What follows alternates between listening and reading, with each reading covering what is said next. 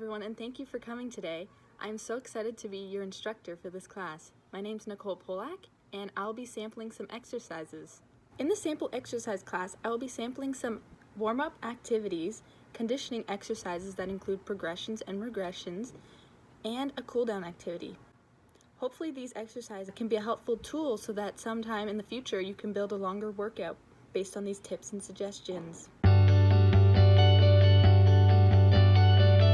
Some equipment you might want for this class would be an exercise mat, but if you're like me and you don't have an exercise mat at home, a towel works just as well. As well for weights, I also don't have any at home, so if you don't either, you can use canned food, depending on how much weight you want to add.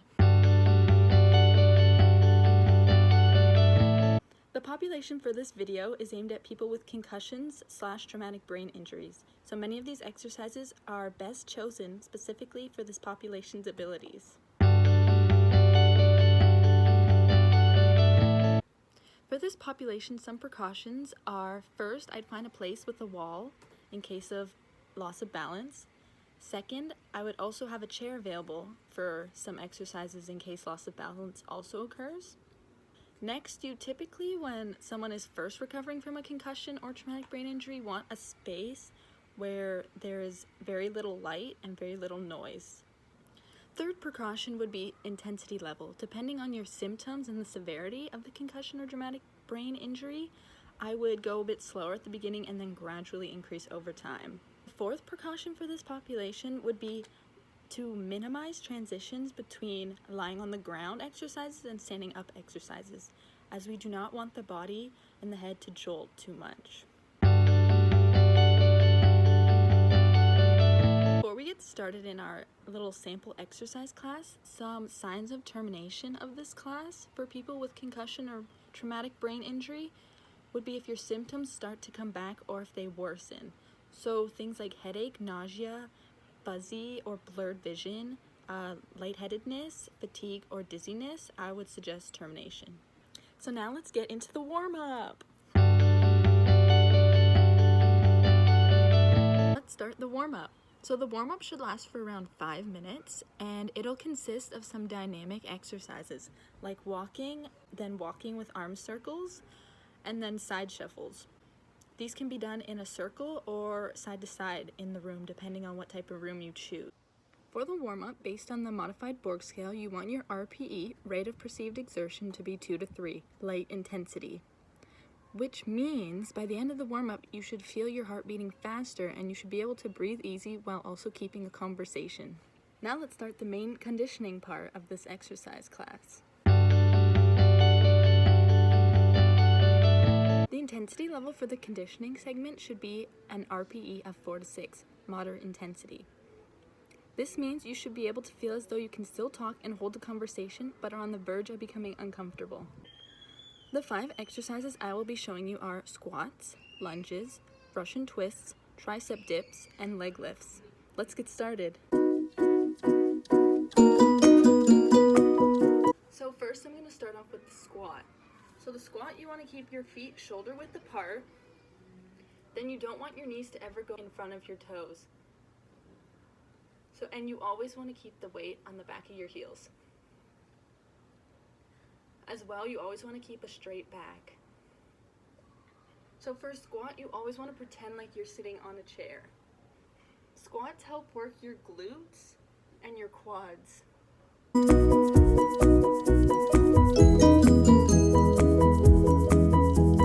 Next, we're going to do a lunge. So for a lunge, you want to keep your feet in line with your hips. As well, you want to keep your back straight. You want to make sure your knees do not go in front of your toes. And then you just dip down. You can do this by alternating legs.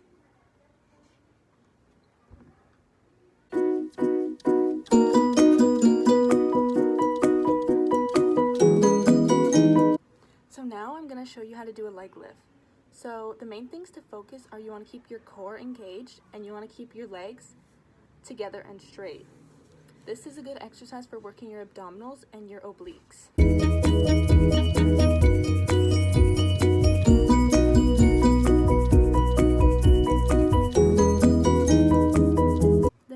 exercise I'm going to show you are Russian twists. So the main things to focus on Russian twists would be to engage your core and to form a T shape with your body. These are good for working your abs, obliques, and your latissimus dorsi.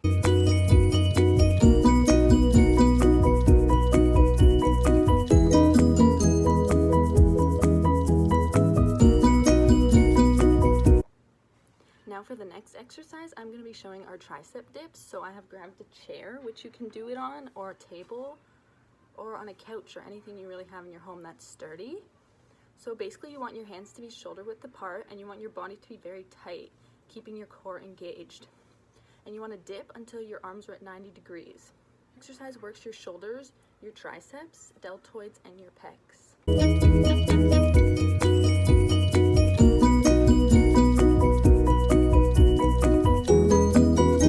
The exercises I have chosen work all the major muscle groups, so it's a great full body workout. So for the squats, a progression would be like a jump squat or sumo squats, and you can obviously add weight.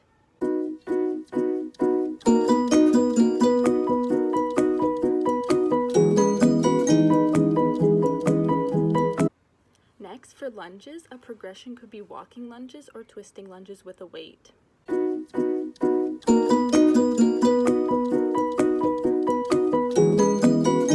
Leg lift progressions could be crisscross flutter kicks.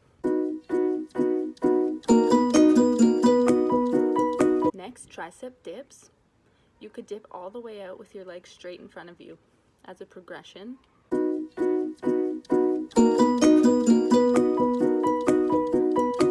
Progression for Russian twists would be to add a weight and keep your legs higher up.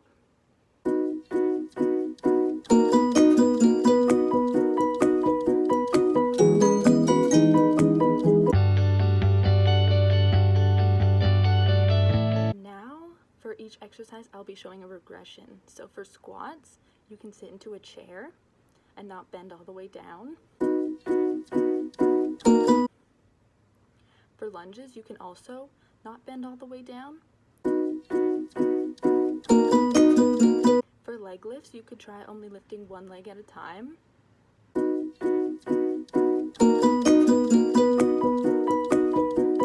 For tricep dips, you can bend your legs and also not dip down all the way.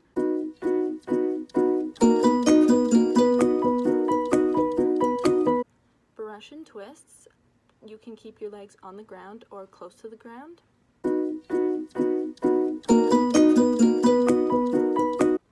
Don't forget to drink water.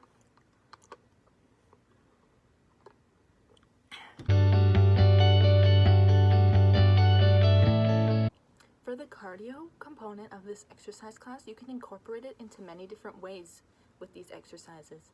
So for like lunges, you can do walking lunges, or you could do a lunge, then side shuffle to the other side of the room, and then side shuffle back, and then do a lunge. The whole conditioning segment should be around 20 minutes long. Now let's finish strong with a cool down. So the intensity for the cool down should be from 3 RP to 1, which is light to very light intensity. This means you should feel your heart rate and your breathing slowing down. You should be able to breathe easy and hold a conversation for a long time.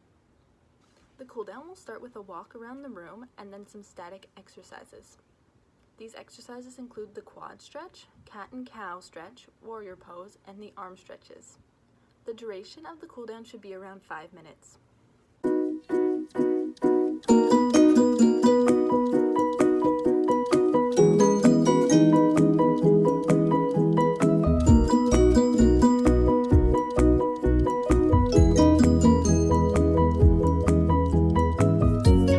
This concludes our sample exercise class targeted for people with concussion/traumatic brain injury. I hope you enjoyed yourself, learned something, and got your sweat on.